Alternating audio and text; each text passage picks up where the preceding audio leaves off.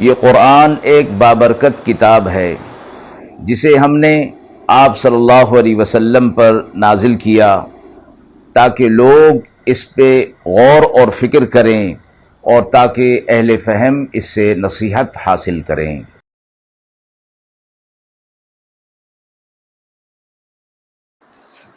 बिस्मिल्लाहिर्रहमानिर्रहीम। अस्सलामु अलैकुम वरहमतुल्लाहि वबरकातुहू। नाज़रीन किराम, दर्स कुरान मजीद के आज के इस प्रोग्राम में हम सूरतुल मुल्क की आयत नंबर 15 था आयत नंबर 30 तक के हवाले से मौसूल होने वाले सवालात की रोशनी में तफसीर पेश करेंगे। पहला सवाल है, सूरतुल मुल्क की आयत 15 था 30 में अल्लाह की दी हुई नेमतों की अहमियत और उनके इनकार के अंजाम पर जोर दिया गया है। आज के दौर में जब मादी तरक्की और आसाइशों पर बेपनाह इन्हिसार हो गया है, अल्लाह की नेमतों की पहचान और उनकी कदरदानी क्यों ज़रूरी है। दूसरा सवाल है कि सूरतुल मुल्क की आयत में अज़ाब इलाही और उसकी कुदरत का जिक्र है। आज के हालात में जब इंसान कुदरती आफात या मुश्किलात का सामना करता है, इन आयत का पैगाम क्या है और इससे क्या सबक हासिल होता है। अऊज़ु बिल्लाहि मिनश शैतानिर रजीम। बिस्मिल्लाहिर रहमानिर रहीम।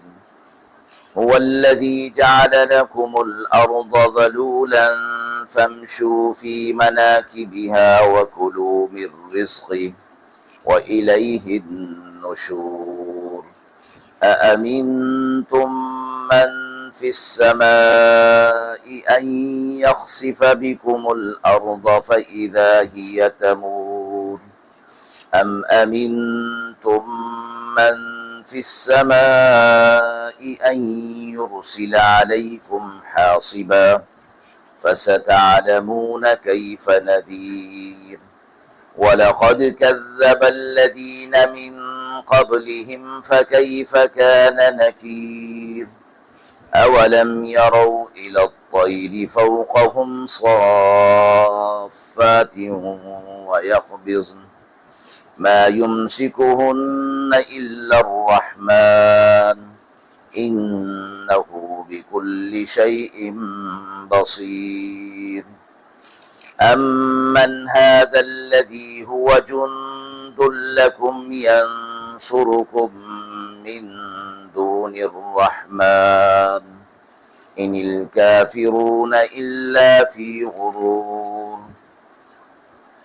अम्मन हाज़ल्लज़ी यरज़ुकुकुम इन अमसक रिज़्क़हु बल लज्जू फी उतुव्विन व नुफूर। अफमन यमशी मुकिब्बन अला वजहिही अहदा अम्मन यमशी सविय्यन अला सिरातिन मुस्तक़ीम।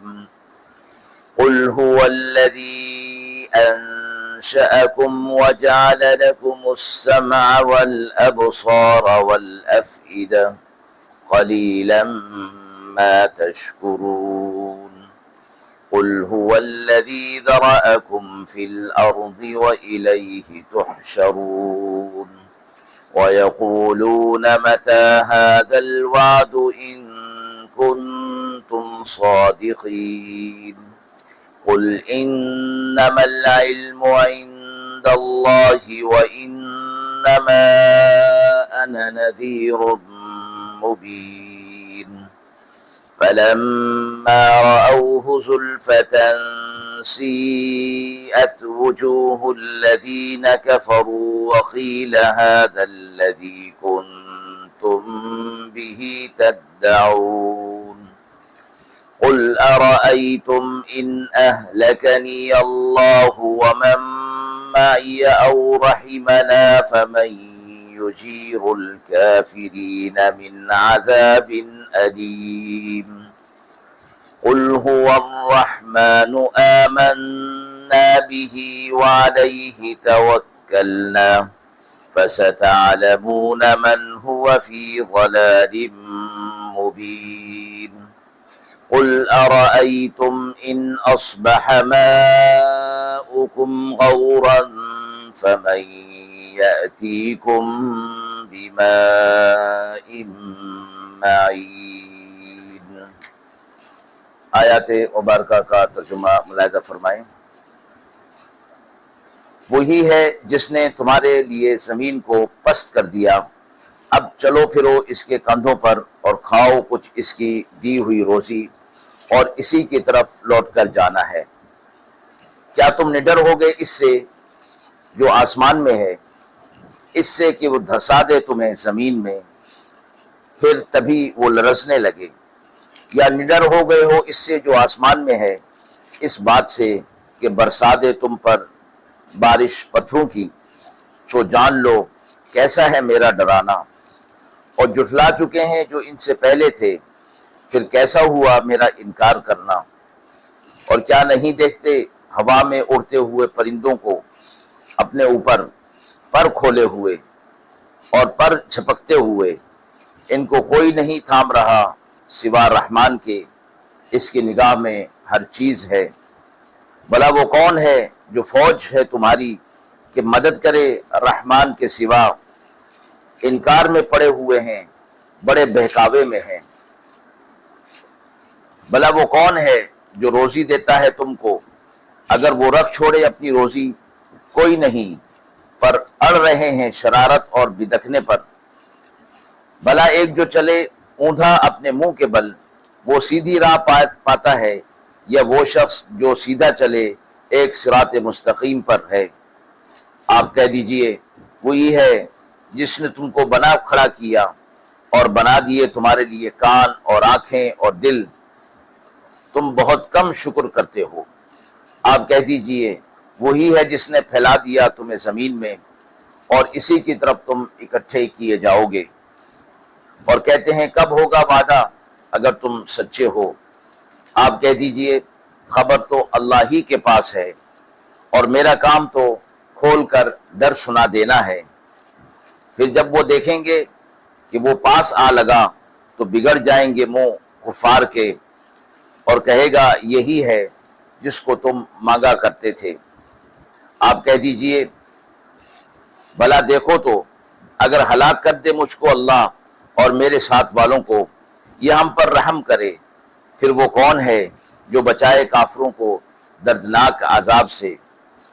آپ کہہ دیجئے وہی رحمان ہے، ہم نے اس کو مانا اور اسی پر بھروسہ کیا، سو اب تم جان لوگے کون پڑا ہے واضح گمراہی میں۔ آپ کہہ دیجئے بھلا دیکھو تو اگر ہو جائے صبح کو پانی تمہارا خشک، پھر کون ہے جو تمہارے لیے صاف پانی لا سکے؟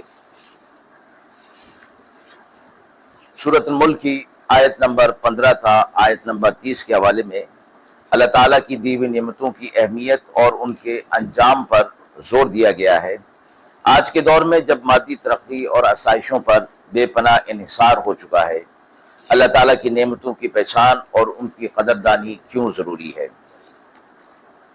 آج کے دور میں انسان کی زندگی مادی ترقی، ٹیکنالوجی اور دنیاوی آسائشوں پر بے حد منحصر ہو چکی ہے۔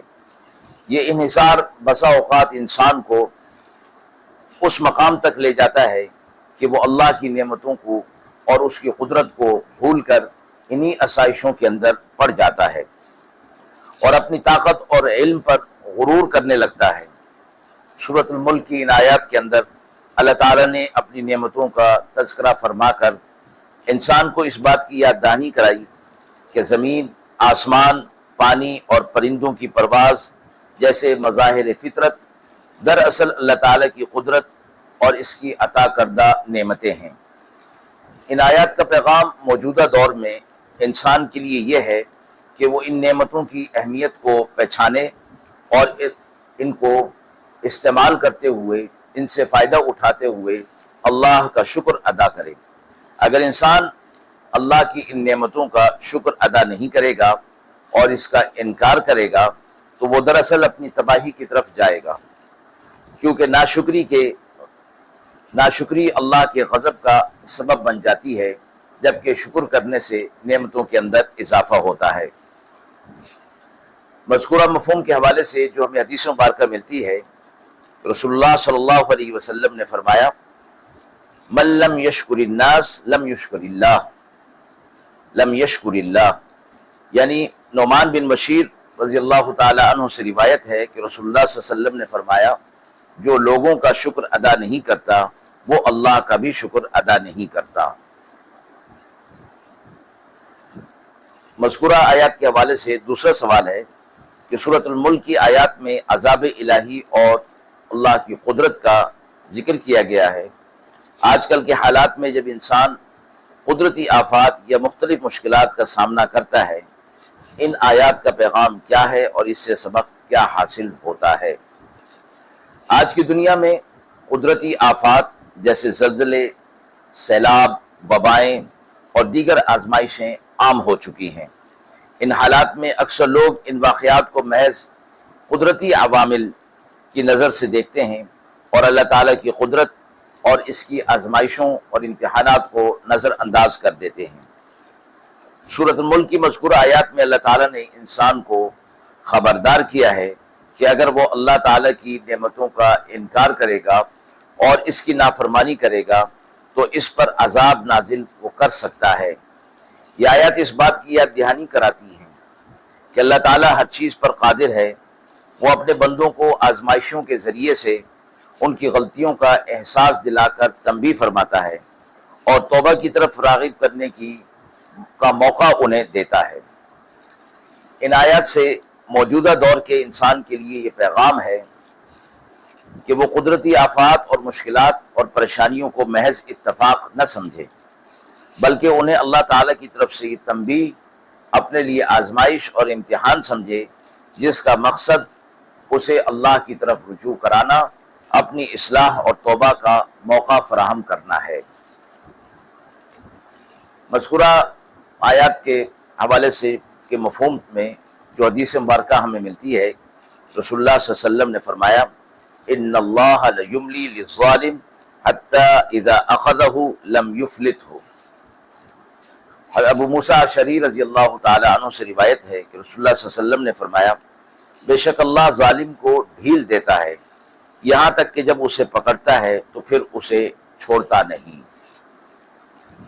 ناظرین کرام، ہم امید کرتے ہیں کہ مذکورہ سوالات کی روشنی میں جو تفسیر پیش کی گئی وہ آپ کے لیے قابل اطمینان ہوگی۔ اس حوالے سے آپ کے بھی سوالات ہوں تو ضرور کمنٹ باکس میں دیجیے، انشاءاللہ ان کے جوابات دینے کی پوری کوشش کی جائے گی۔ وآخر دعوانا ان الحمد للہ رب العالمین۔